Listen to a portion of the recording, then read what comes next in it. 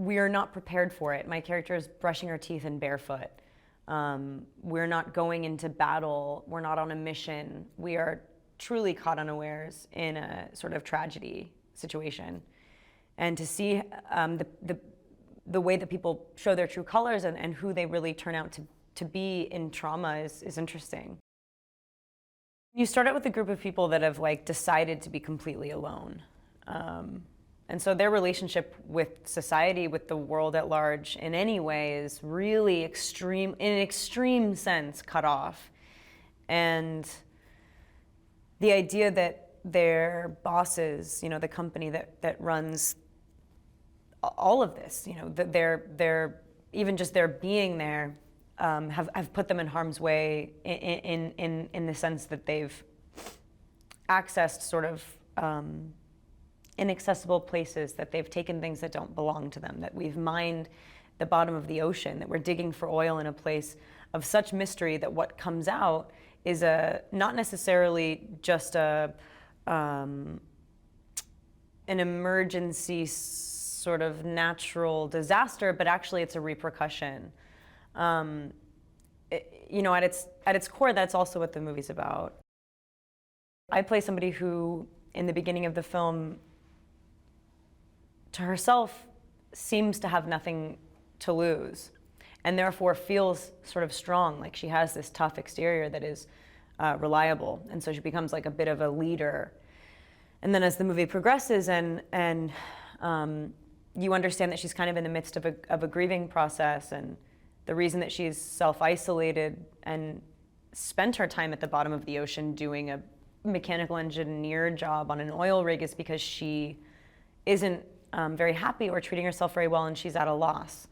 And then when she realizes sort of a little bit too late that there's never a point as a human being that all is lost, and that there's nothing to fight for, that there's nothing to lose, and that she would do anything to make sure that the people that she's just met survive, she really kind of shows herself as a character. So it takes a minute, and she's always somebody that you're curious about, and she's always somebody that fights for it and works hard for other people, but then you sort of really realize at the end why she's the person we're looking at and it's not someone else. In the beginning, you wonder why she is this person. And so throughout the movie, as she gets to know the people that are also trying desperately to come out of this alive, and she realizes that there's really never a point in being human that there isn't something to fight for. There's a fervency that comes out like thunder. Like she really comes to a conclusion and like goes like, maybe I die here, but I will definitely not go down without a fight. And I know it sounds cliche, but like there's nothing like that last resurgence of energy before something is taken out that makes you feel more alive and more human, and that's something we are good at. And so yeah, that's kind of her journey. All of it was like a test. And I feel like there's no reason to do a movie unless it scares you. There's no reason to do anything unless there's something propelling you forward, there's a curiosity that's, I'm not curious about stuff I know about. I'm curious about stuff I don't know about. And so this was appropriately, unknowably uncomfortable. The idea of looking into utter darkness is not dissimilar to closing your eyes. You know what I mean? Like, we don't really know what's there, even though this feels like something tangible, or what's going to happen when we don't open them anymore. You know what I mean? Like, all of that, it's a movie that deals with people very much at possibly the end of their line. You know what I mean? Like, they're really facing death at every turn. So the sort of existential thought process, the weird conversations that might arise, the strange things that occur to you, like, I mean, we should have had a scene about like the best veggie burger that he ever had in Texas. Do you know what I mean? Like something like, it's like the moment you think you're really gonna perish is like when everything visceral about being alive like floods back in. So that's kind of what I thought the movie was interesting. Like, that's why I thought it was interesting to make a survival movie about staring into utter blackness. So like, sure, I have like claustrophobia and all of that, but I also just have that base human instinct to wonder what happens when it's all over, whether or not that is something that is imminent and upon us or something that might happen when we're old.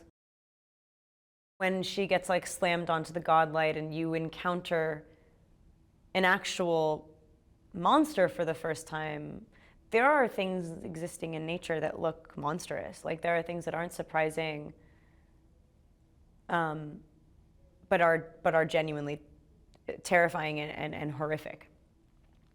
I think that there's such a sort of like striking, surprising thing about having something look like the things of our nightmares come out of the ocean, that it's the first taste of like really what we've tapped into. Like really like our punishment is really shoved in our faces in that moment in a really severe way.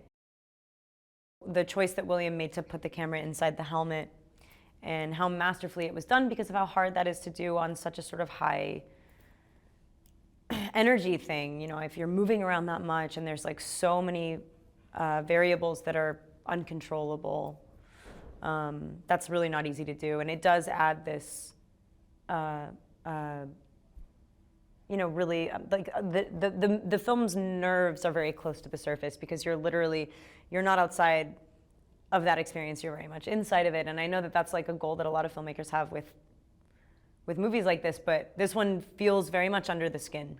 I have to say, I think they really did kill that perspective. It feels too close. It feels like, please give us some breathing room, but there just isn't any room for that.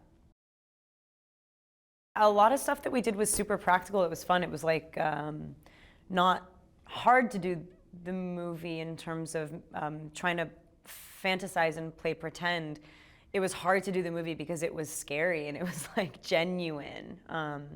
They made a lot of these things happen. We blew a lot of stuff up.